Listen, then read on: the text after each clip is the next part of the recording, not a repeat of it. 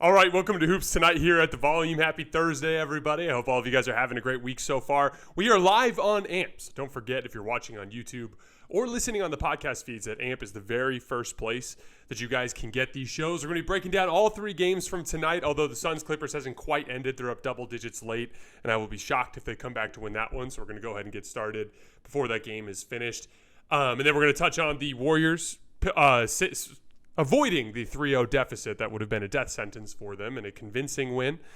And then the Brooklyn Nets were up 5 late on Philly, and Tyrese Maxey stole the game away from them. So we're going to get into that. A little bit of the ejection-related shenanigans in that game, as well as I have some thoughts on Joel Embiid and his incessant flopping, which is driving me insane. You guys know the drill. Before we get started, subscribe to the Volumes YouTube channel so you don't miss any more of our videos. Follow me on Twitter at _JasonLT so you guys don't miss any show announcements. And last but not least, for whatever reason you guys missed one of these videos and you can't get back over to YouTube to finish, don't forget you can find them wherever you get your podcasts under Hoops Tonight. You guys have heard me talk about Game Time, the fastest growing ticketing app in the United States. If you're looking to get out to an NBA game, an NHL game, or even a concert or a comedy show, Game Time has amazing last-minute deals on tickets to all of these. So if you're looking to see your favorite NBA team play in the playoffs, Game Time has a deal for you. If you're looking to go out and watch your favorite baseball team play in person, since it's so hard to find them on TV these days, Game Time has you covered. They're going to take amazing care of you. They've taken amazing care of me in the past. It's super easy to use. You're going to find a great deal. You're going to know exactly where your seat is all around. I highly recommend it to you guys. No matter where you live, get out and have some fun this week. Download the Game Time app, enter your email, and redeem code HOOPS for $20 off your first purchase. Terms apply. Again, enter your email and code HOOPS, that's HOOPS, for $20 off. Download Game Time today. Last minute tickets, lowest price, guaranteed. All right, let's talk some basketball. So, I talked about this a little bit after game 2, but I said, sometimes it's less about schematics. It's fun to sit here and be like, oh, what if we do this or make this magical adjustment? It'll just completely change this entire series. And don't get me wrong, there are adjustments that take place in series, and some of them can be monumentally important. For instance, like the Warriors consistently slotting Andre Iguodala into the starting lineup in the middle of a series against LeBron James, because LeBron was having so much success against Harrison Barnes. He was building his rhythm early in games and killing them throughout. But by starting Andre Iguodala, just made LeBron work harder earlier in the games and had an impact on his efficiency. There are adjustments that will swing series, a specific pick and roll coverage, a specific defensive matchup where one individual defender is giving a guy problems that the other defenders on the team haven't done. So for instance, Davion Mitchell, the job that he's done on Steph Curry in this series. Thought it was super interesting that Mike Brown didn't play him a ton tonight. But more often than not, it's less about schematics and more about just doing better. Steve Kerr, in his interview after the third quarter, he basically said, look, like we knew we just had to take better care of the basketball and rebound better on both ends of the floor. And that's what we did. Like there's no magic cure other than just do your job better. I've talked a lot about this, particularly in this series, as the dynamic of perimeter defense. It's not so much about finding the right guy here or there, but everybody as a team has to do a better job. Yeah, ideally you have Gary Payton on one of De'Aaron Fox or Malik Monk, and you have Harrison Barnes on the other, and you have Draymond Green on the back line. Ideally, that's what you'd have. You'd be able to contain those guys better, right? But today, it was no Gary Payton, no Draymond Green, and they had their best defensive game of the series as a team, just swarming all over the floor, helping each other, making extra efforts, going out of their area to try to make plays. All around as a team, they just did better. And sometimes it's more about that than it is about any sort of schematic thing. I thought rebounding and taking care of the basketball was the story of the game. Just like Steve Kerr talked about, Kevon Looney led the way. 6 offensive rebounds in the first half of a must-win playoff game when you are the only real center who's available on the roster. That is unbelievable clutch performance from Kevon Looney. Dante DiVincenzo was amazing off the bench. Every starter had at least 5 rebounds. And then Steph Curry. It's so easy to be like, oh, Steph Curry, great game, 36 points. I thought he was so laser focused and locked in every single possession of this game.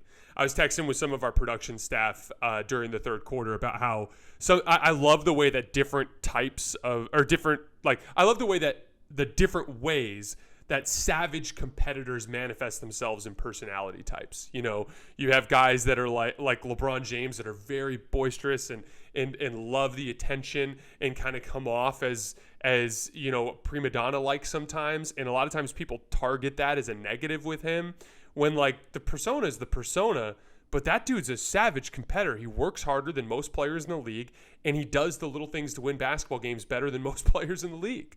Like, it doesn't matter if you're the Kobe Bryant, like, jerk asshole mentality, or if you're the Michael Jordan jerk asshole mentality, or if you're the super nice guy in Steph Curry, or if you're the super kind of like, you know, a performative type of guy like LeBron is underneath it all. If you have that unbelievable competitive instinct, that's what drives these guys. I always talk about it as like a hatred of losing more than a love of basketball. A love of basketball is a monumentally important part of being a great basketball player, but you also have to hate losing, because the actual things that go into winning games are not necessarily fun the way that offensive skill set, just polishing your offensive skill set and working on your game, that is fun. It's fun polishing those things. What's not fun is cracking down on the defensive rebounds when one of your teammates is boxing out. What's not fun is sprinting back in transition and putting your body on the line when someone's barreling at you at full speed. What's not like Steph Curry, like that's your leader of your team, an undersized guy who doesn't have the best physical tools in the world, and he's coming down on drivers from behind and snatching the ball from behind them and screaming to the crowd. Like, he was a warrior ready for this game, and his impact on winning went well beyond the 36 points that he had in this game. Now, one of the stories that you're going to see, and a lot of people were talking about it on Twitter, I noticed, but there's going to be conversations about, are the Warriors better without Draymond? And we do this all the time for whatever reason, and every time I get annoyed by how silly it is. The Warriors were 14 points better per 100 possessions with Draymond Green on the floor this season versus off the floor. They were 11 points better per 100 possessions last year in the postseason when Draymond was on the floor versus off the floor. You're not going into Sacramento and beating the Kings without Draymond Green. You need Draymond Green. That said, the Warriors are capable of winning without him, especially at home. And ironically, this game didn't really go the way I expected. I expected the Warriors to win Game 3 and Game 4. I was still confident that they would win Game 3 after the Draymond Green suspension. I was still confident they would win Game 3 after the Gary Payton news, which was bizarre today that he missed the game with an illness, which was super unfortunate under the circumstances. Here's the thing. As bad as the Warriors have been on the road this year, they've been just as good at home. They've looked like the championship-winning Warriors at home.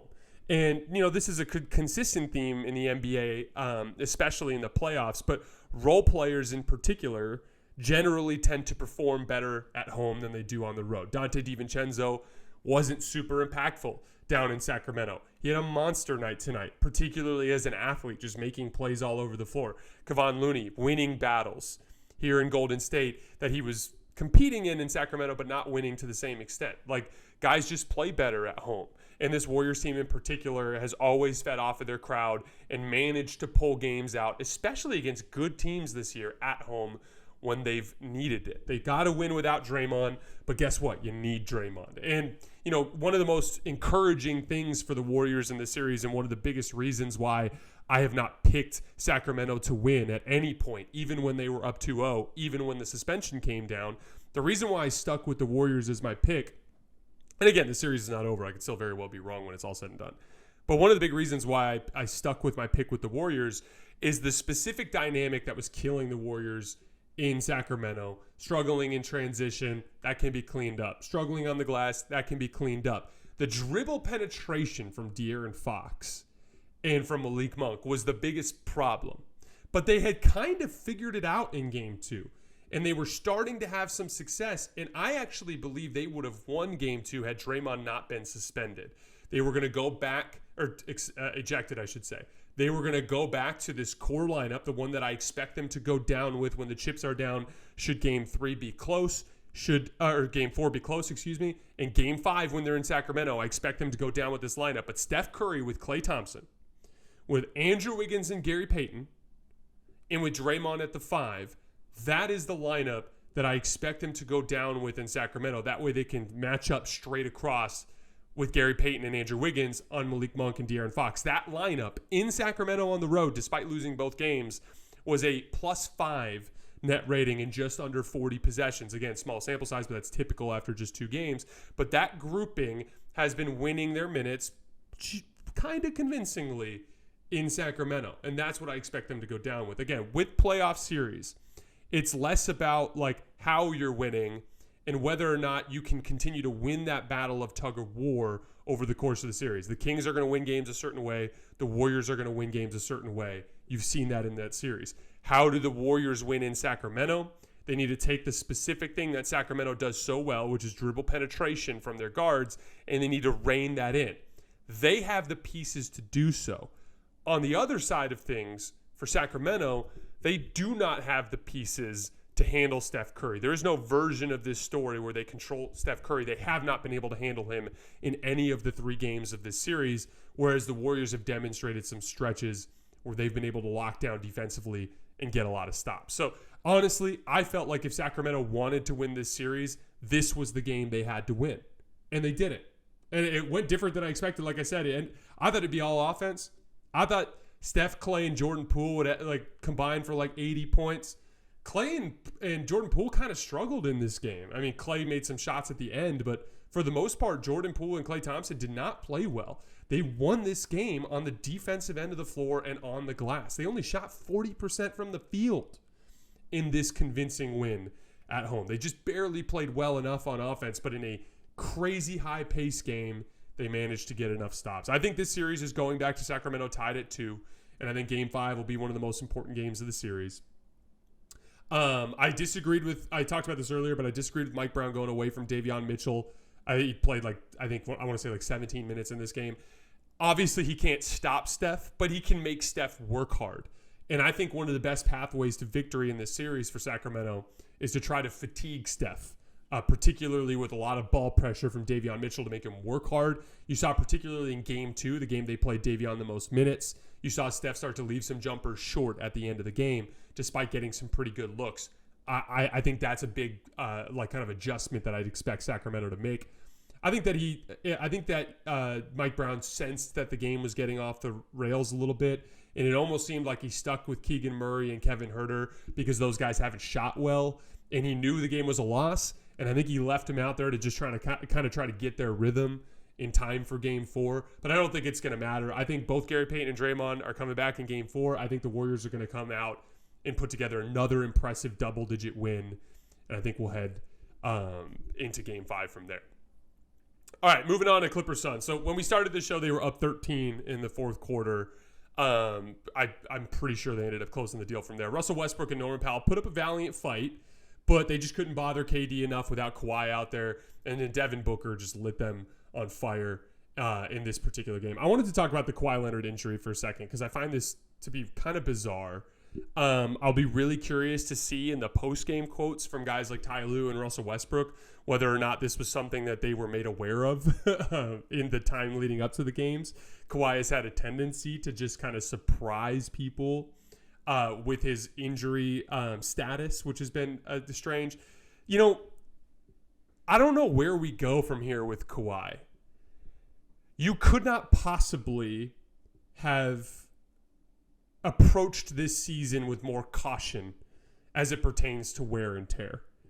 And I get that from a certain perspective. I've said this for years, but I kind of disagree with that strategy. I'm a big believer in conditioning your body. Get your body used to taking on heavy mileage. That doesn't mean you drive it into the ground. I don't even think it's necessarily out of line to say, hey, like sit out back-to-backs. Like that to me makes some sense, especially for guys like Kawhi that have had injury history. But I do believe that when you are healthy, you should play, and you should play significant minutes. Why? Because this is a 2-month grind where you're playing basically every other night, and if you want to win the trophy, you got to win 16 playoff games, and you're probably going to lose another 8 or 9 more. So, like, this is a hefty chunk of basketball where you have to play 38 to 40 minutes a night of really high effort and intensity two-way basketball. You have to condition yourself for that. But regardless of what it was, this strategy didn't work. This strategy of resting him all season long, he broke down in 2 games of playoff basketball. And again, when I say I don't know where it goes from here, I genuinely don't. Like, how do you change your approach from here? Like, are you going to go super cautious again next year under the same circumstances? Down 2-1 in a series? Does Kawhi seem like the kind of guy who's going to push to come back in game 4 to attempt to wrest control of this series that, honestly, even if Kawhi outplays KD, may not be enough to win? And to do it on a bum leg and potentially do further damage. Let's say you win this series. Is your knee ready for a second round series against, battling with Aaron Gordon a bunch of games against the Nuggets? Like, I know there's going to be a lot of people that are going to go at Kawhi during this stretch. I want to be clear. I don't think Kawhi's too good at basketball to not love basketball. It's impossible to be as skilled as he is and to work as hard as he has worked on his skill set if you don't love the game. So I know he loves the game and I know he wants to play. But for whatever reason, he just has been super, super cautious, and even that hasn't worked. So I don't know. It's hard to even imagine what next season will look like for Kawhi under these circumstances. And right now, I'd be surprised if he came back to play at all in this postseason. And who knows? Maybe he comes back in game 4 and everything's fine, but I just don't understand why he wouldn't have played tonight under those circumstances, especially in a 1-1 series. Super bizarre. I was so impressed by him in this playoff series too, so it's just a bummer that I don't like this Kawhi. This was a series I had marked as a sweep, obviously super wrong, and this was a series that I thought would be relatively boring. This has been one of my favorite series to watch, especially those first 2 games. This battle between Devin Booker and Russ and Kawhi and KD has been super entertaining, and it feels like we're getting robbed of that, and that bums me out. Moving on to Sixers Nets really quick. Tyrese Maxey flat out stole this game. The Nets were up 5 with, I think, just under 2 minutes left, and they run like a double pick and roll action, and they duck under the pick or run into the pick. Tyrese gets a good look, sticks a 3, brings it back to 2. They go down to the other end. They're swinging the ball around the perimeter. And Tyrese Maxey just rips the ball away from Royce O'Neal, races all the way down to the other end and lays it in. We're tied. They go down, they get a stop, and Tyrese Maxey just walks down and takes that hard pound dribble between your legs, which is like my favorite step back 3 move. That particular move, that through the legs hard to the right, is a really good move to sell a drive, because it's one of the best ways to protect the basketball when you're driving to the right is to stick your leg out and dribble between your legs. It gets you nice and low to beat a guy in that leverage battle as you're trying to go to the right. So a lot of defenders are going to take a backward step on that hard pound dribble between the legs, and it's a really natural step back with a good base. You're not having to cover a ton of ground. Got plenty of separation, rose up, stuck the jump shot, and then Joel Embiid with the clutch block at the end, and the Sixers go up 3-0. I finally appear to have picked a sweep right. We'll see. They got to close out game 4, but I expect them to. A couple of specific things that I want to complain about here. The officiating thing. And, say what you want about officiating and decision-making. There's one thing that is, no matter what the case is, unacceptable, and that's inconsistency. If you're going to eject Draymond Green from a game because he kicks another player, and then literally 2 nights later, you're going to not eject a similar, like a star player, when he also kicks another player, when in both cases they were provoked. And I would argue Sabonis provoked Draymond more. He grabbed his ankle. Nick Claxton just kind of stepped over Joel Embiid. Now, it's an aggressive, taunting type of play. And I would have not ejected either of them, for the record, but that inconsistency is the problem. Yeah, the suspension, it has been made clear by the league, had more to do with Draymond's histrionics after the play.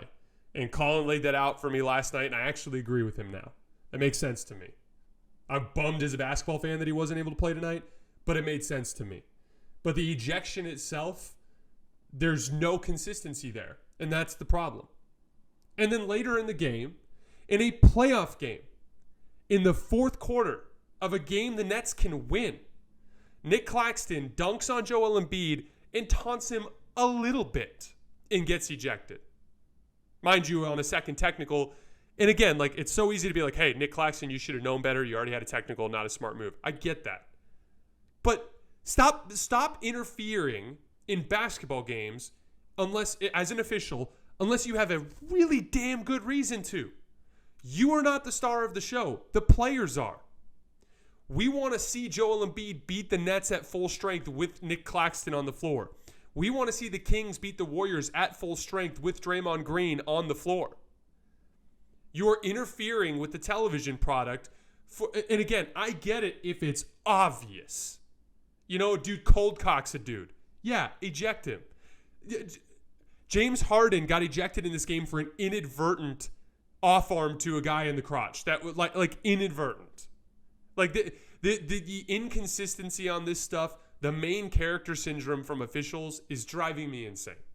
And I've been talking about this all season. It's one of the most under-discussed and undercovered problems with the NBA right now is the role of officials and them not understanding that their job is to facilitate good basketball games and nothing else. There's no other role they play. Help us watch the basketball players. Not you, the basketball players. All right, I'm off my soapbox. I have one last soapbox to get on. This Joel Embiid flopping thing, you know, I was really impressed with Joel Embiid in the second half of the season. I thought he attacked all the stars in the league.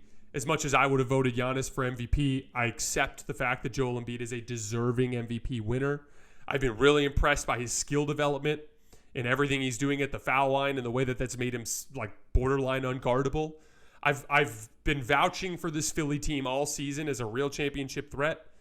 I was the guy who said that I expected James Harden to have a big bounce back year, and he's been much better than he was last year. I've been trying so hard to jump on this Philly bandwagon, and Joel Embiid makes himself so unlikable with this crap. There was a play where, like, Joel Embiid, what is he, like 270 pounds? On a light little body check on an entry pass, like splayed out on the ground. And I can't remember. I think it was Royce O'Neal. It might have been Nick Claxton. I think it was Royce O'Neal, though. Bumps him, and he's just looking down at him like, dude, what are you doing, man? First of all, it's embarrassing. Second of all, it's dangerous. He tore up his teammate's knee last year doing it. Third, it's objectively bad for the television product. Fourth, the officials have no idea how to handle it. More often than not, they reward him. And fifth, it actually doesn't help him win basketball games because if he played with physical aggression and actually held his ground, dudes would bounce off of him and he'd actually still get foul calls, if not more foul calls, and he'd be more efficient. So, like, I can't get on the Joel Embiid, you know, I can't get on that bandwagon until he cuts that shit out. It's just objectively unlikable.